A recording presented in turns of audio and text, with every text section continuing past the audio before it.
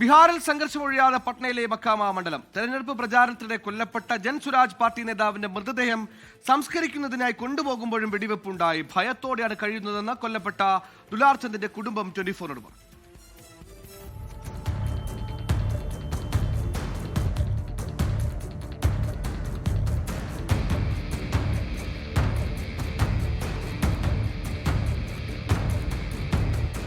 Jan Suraaj party നേതാവ് പ്രചാരണത്തിനിടെ കൊല്ലപ്പെട്ടതിന് പിന്നാലെ കനത്ത സുരക്ഷയിലായിരുന്നു മൊക്കാമ മണ്ഡലം.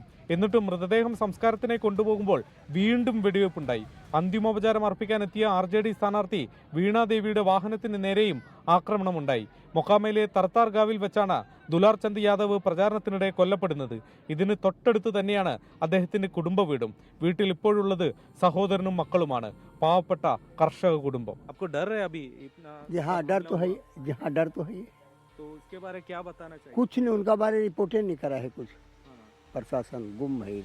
ജൻസുരാജ് പാർട്ടിയുടെ പീയൂഷ് പ്രിയദർശിയുടെ പ്രചാരണത്തിനിടെയായിരുന്നു കൊലപാതകം. സ്ഥലത്തെ JDU സ്ഥാനാർത്ഥി ആനന്ദ് സിംഗിന്റെ പ്രചാരണ വാഹനം നേർക്കുനേർ എത്തിയതിന് പിന്നാലെയാണ് സംഘർഷമുണ്ടായത്. കൊലപാതകത്തിന് പിന്നിൽ ആനന്ദ് സിംഗ് ആണെന്ന് കുടുംബം പരാതി നൽകി. 7 കൊലപാതക കേസുകൾ, 13 കൊലപാതക ശ്രമക്കേസുകൾ അടക്കം അനവധി ക്രിമിനൽ കേസുകളിൽ പ്രതിയാണ് ആനന്ദ് സിംഗ്. കൊല്ലപ്പെട്ട ദുലാർ ചന്ദിനും ക്രിമിനൽ പശ്ചാത്തലമുണ്ട്. സ്ഥലത്തെ RJD സ്ഥാനാർത്ഥി വീണാദേവിയുടെ ഭർത്താവും ഗുരുതര കേസുകളിൽ പ്രതിയാണ്. ഒരു പ്രമുഖനായ നേതാവ് വെടിയേറ്റ് കൊല്ലപ്പെട്ടതിന് ശേഷവും തുടർ ആക്രമണങ്ങൾ തടയുന്നതിൽ സർക്കാർ സംവിധാനങ്ങൾ പരാജയപ്പെടുന്നതിൽ വോട്ടർമാർക്ക് വലിയ ആശങ്കയുണ്ട്. ബീഹാറിലെ മൊക്കാമയിൽ നിന്നും വരുൺ വടശ്ശേരിക്കൊപ്പം ശ്രീനാഥ് ചന്ദ്രൻ, 24.